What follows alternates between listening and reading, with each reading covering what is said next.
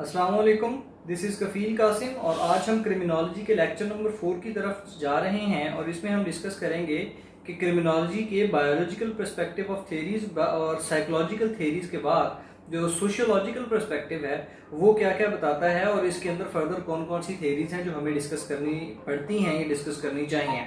सबसे पहले तो हम ये डिफ्रेंशिएट करेंगे कि जो सोशियोलॉजिकल पर्सपेक्टिव है इसका जो साइकोलॉजिकल और बायोलॉजिकल पर्सपेक्टिव है उसके साथ क्या क्या डिफरेंस है। सबसे पहले तो है कि जो साइकोलॉजिकल और बायोलॉजिकल थेरीज हैं वो बेसिकली इंडिविजुअल्स के ऊपर फोकस करती हैं। वो लोग ये सोचते हैं कि जो इंडिविजुअल है उसके जीन्स, उसका नर्वस सिस्टम, उसकी साइकोलॉजी उसको कहीं नॉर्मेलिटी से डेविएट करवा के उसको क्रिमिनलिटी की तरफ ले जाती है। क्योंकि हम ये पढ़ चुके हैं कि theories are actually the statements the work or the research work are the product of the research जिसमें क्रिमिनलिटी की रीजंस को तलाश करने की और इसको बताने की कोशिश की जाती है। सोशियोलॉजिकल पर्सपेक्टिव के अंदर वो कहता है कि इसमें सोशल फैक्टर्स होते हैं, सोशल फोर्सेस होते हैं जो कि क्रिमिनलिटी की तरफ बंदे को लेके जाते हैं। ये वाला सोशल फैक्टर को प्रेशर हो सकता है, सोशल प्रेशर हो सकता है और ये वाला प्रेशर किसी भी सोशल इन्फ्लुएंस की वजह से हो सकता है। कोई ग्रुप में कॉन्फ्लिक्ट हो जाए उसकी वजह से कुछ प्रेशर डेवलप हो जाता है बंदे पे, या कोई पॉवर्टी हो, इकोनॉमिक डेप्रीविएशन की सूरत हाल हो उसकी वजह से प्रेशर डेवलप हो जाएगा। और या सोसाइटी जो है ना वो डिसऑर्गेनाइज्ड हो, उसके अंदर ऑर्गेनाइजेशन ना हो, वो डिस्टॉर्टेड हो और ऑलरेडी क्रिमिनलिटी का शिकार हो, तो फिर वो नॉर्मल इंडिविजुअल्स को डेलिंक्वेंसी और क्रिमिनलिटी की तरफ ना टिल्ट करवाती है और वो कहती है कि आप ज़्यादा से ज़्यादा क्रिमिनलिटी को फॉलो करना शुरू कर दें। इसकी वजह ये है कि जो क्राइम है ना वो एक रैशनल चॉइस है। मतलब लोग एक्चुअली है ना सोचते हैं, क्रिमिनल्स एक्चुअली ये बात सोचते हैं सबसे पहले कि कौन सी चीज़ उनको फ़ायदा देगी या कौन सी चीज़ नुकसान देगी।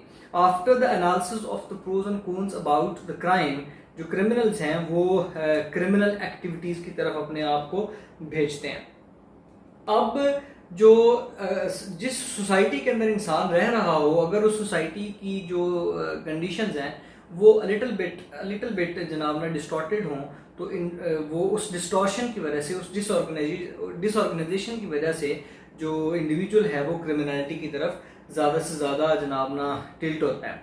अच्छा, इसकी सबसे बड़ी वजह जो है ना वो ये है कि इंसान अपनी सोसाइटी से सीखता है। Society is one of the most efficient and very effective teacher for everyone living in it. अब जब इंसान सीख रहा है अपने हर एक्शन से, सोसाइटी के हर एक्शन से, अपने पीयर्स से, अपने फ्रेंड्स से, अपने टीचर से, पेरेंट्स से, रिलेटिव से, या मोहल्ले के या गांव के और इलाके के दूसरे लोगों से, मीडिया से, तो इस सोसाइटी के अंदर रहने वाला जो हर एक्टर है वो एज एक टीचर का रोल प्ले कर रहा है।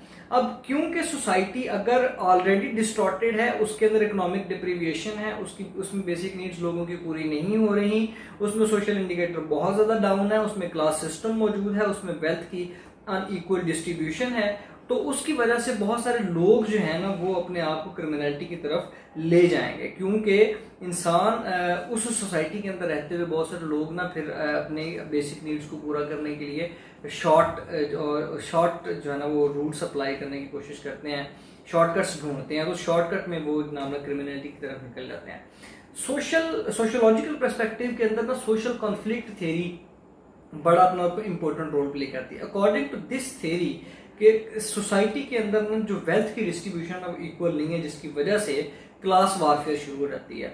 उस क्लास वारफेयर के अंदर जो गरीब लोग होते हैं वो किसी न किसी हद तक अपनी ज़रूरियात को पूरा करने के लिए जो अपर क्लास है, मिडिल क्लास है या अपर मिडिल क्लास है या जो एलीट क्लास है उसके एसेट्स को, उनकी लाइफ को किसी न किसी हद तक ना थ्रेट प्रोड्यूस करते हैं, पोज करते हैं। और अच्छा, इस सोशल जो पर्सपेक्टिव है इसमें बहुत सारी थेरीज अपना रोल प्ले करती हैं, बहुत सारी डिफरेंट ना सब थेरीज आप इनको नाम दे सकते हैं, ये मौजूद हैं। इसमें स्ट्रेन थेरी है, उसके बाद डिसऑर्गेनाइजेशन थेरी है, लर्निंग थेरी है। तो आज हमारा जो टॉपिक बेसिक होगा वो सोशल डिसऑर्गेनाइजेशन थेरी है। Social disorganisation theory Chicago school of thought है और इसमें जो है ना वो इस थेरी के वो प्रोपोनेंट्स हैं। इनके मुताबिक जो इकोलॉजिकल जो डायस्पोरा है, जो इकोलॉजिकल कंपोनेंट्स हैं, इकोलॉजिकल फैक्टर्स जो हैं वो बेसिकली इंसान को क्रिमिनलिटी की तरफ लेके जाने में अपना बड़ा कलीदी किरदार अदा करते हैं। इनके मुताबिक नेबरहुड की अगर जो कंडीशन हो, नेबरहुड की जो एक्टिविटीज़ हों वो डिस्टॉर्टेड हो, डिसऑर्गेनाइज्ड हो या वो क्रिमिनलिटी से भरी पड़ी हों, तो डेफिनेट है कि उस घर के अंदर, उस इलाके के अंदर रहने वाले लोग जो होंगे वो अपने आप को क्रिमिनलिटी की तरफ इंडल्ज करवाएंगे। उनके पास ये बहुत सारी एक्टिविटीज़ मौजूद होंगी जिनकी वजह से उनकी पर्सनैलिटी में क्रिमिनलिटी डेवलप हो चुकी होगी। प्लेसेस और लोकेशंस बड़ा इम्पोर्टेंट रोल प्ले करती हैं वो, क्योंकि बंदे को सिखा रही होती है, उसमें रहने वाला जो हर एक्टर है वो बंदे को सिखा रहा होता है।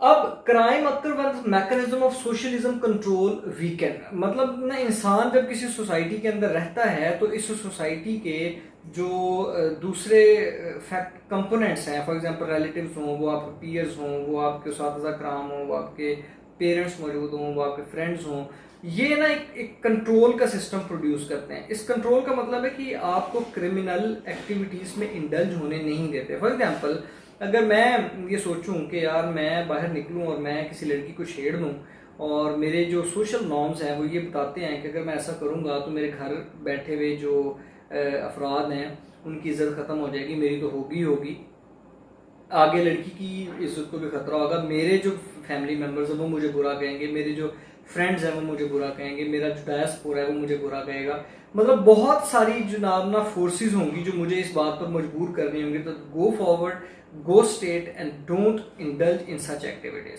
Don't ever try to disturb anyone.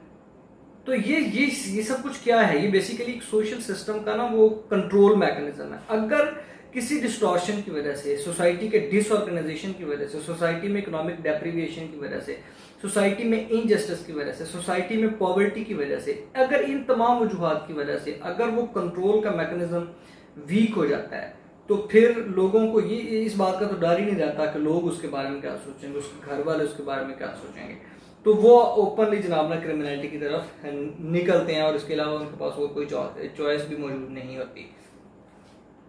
अच्छा, तो अब इसके बाद है जो सोशल डिसऑर्गेनाइजेशन थ्योरी को अगर हम फर्दर एक्सप्लेन करने की कोशिश करेंगे तो जो नेबरहुड इकोलॉजिकल कंडीशन होती हैं वो कहता है कि दिमाग को इस तरह ट्रेन कर रही होती हैं कि बंदा जनाब ना उनके मुताबिक सोचता है। अगर सिविक वैल्यूज उस किसी सोसाइटी के अंदर ज़्यादा होंगी तो जो इंडिविजुअल है वो बेसिकली सिविक वैल्यूज को अपनाने की कोशिश करेगा। अगर वहाँ पे डेविएंस है और डिलिंक्वेंसी बड़ी आम है, क्राइम बहुत आम है और डिसऑर्गेनाइज्ड चीज़ें मौजूद हैं, तो फिर जनाब ना उन लोगों की पर्सनैलिटी भी इस तरह की डेवलप हो चुकी होगी। और ये वाली बात है। उसके बाद है कि सोशल ऑर्गेनाइजेशन हो, सोशल कंट्रोल मौजूद हो, रिलेशनशिप्स इस सोसाइटी के अंदर ना बंदे के स्ट्रांग हों, जितने भी सोशल सिस्टम की प्रॉपर्टीज़ हैं वो ऑथेंटिकेटेड हों और वो मौजूद हों उसके अंदर, और एक प्रॉपर सोशल स्ट्रक्चर हो, तो वो बंदे की जितनी भी एसेंशियल चीज़ें होती हैं ना, एसेंशियल सर्विसेज होती हैं वो पूरी हो रही होती हैं, वो सारी चीज़ें प्रोवाइड हो रही हैं। मसलन एक इंसान को, एक नॉर्मल इंसान को क्या चाहिए, वो उसे चाहिए कि वो जब बाहर निकले तो उसकी इज्जत हो, अगर वो इंसाफ लेने जाए तो उसको इंसाफ मिले, अगर उसकी बेसिक नीड्स पूरी नहीं हो रही तो उसको बेसिक नीड्स पूरी हो, तो वो कभी भी क्रिमिनलिटी की तरफ नहीं निकलेगा। अब ये वाली चीज़ें उस वक्त पूरी होती हैं जब सोसाइटी ऑर्गेनाइज हो, जब सोशल सिस्टम ऑर्गेनाइज हो, जब सोशल स्टेबिलिटी हो, जब जो सोशल डिस्टॉर्शन है वो ना हो, जब इस सोशल सिस्टम के अंदर बैठे हुए जितने भी एक्टर्स हैं वो अपनी फोर्सेस को कम्प्रिहेंसिवली अप्लाई कर रहे हों, जब इसमें रिलेशनशिप्स मौजूद हों।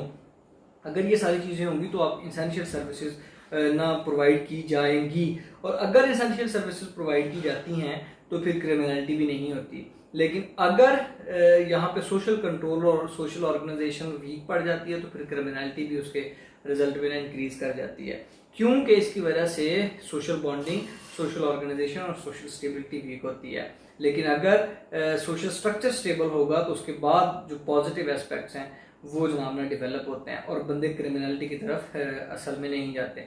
अब आपने गौर किया होगा कि बायोलॉजिकल और जो साइकोलॉजिकल थेरीज थी वो बेसिकली फोकस करती हैं इंडिविजुअल को। वो कहती हैं इंडिविजुअल के जीन्स इस तरह के हैं, इंडिविजुअल सोचता इस तरह से है, बंदा जनाब उसकी साइकोलॉजी इस तरह की है, बंदे की साइकोलॉजी मेच्योर है, बंदे ने सीखा ना गलत है, बंदे की कंपनी गलत है। वो असल में एक इंडिविजुअल के ऊपर फोकस कर रहे होते हैं। But when we talk about the sociological perspective of criminology or criminality, then we talk about the society, we talk about the groups, we talk about the population, we talk about the ecological conditions, we talk about the neighborhood activities, we talk about the neighborhood ecological conditions, we talk about the society even.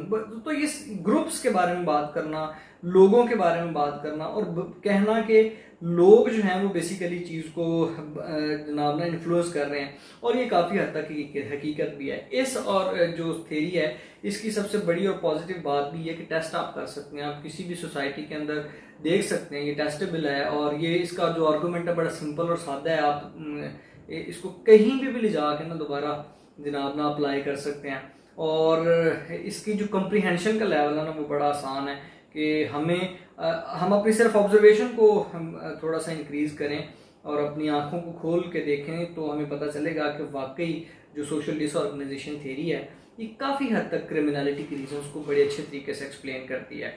और ये इस तरह की इसमें बातें हैं। Hopefully आपको इन सब बातों की समझ आ गई होगी। नेक्स्ट वीडियो के अंदर हम सोशियोलॉजिकल पर्सपेक्टिव की जो दूसरी थ्योरीज हैं उनमें से 2 के ऊपर बात करने की कोशिश करेंगे।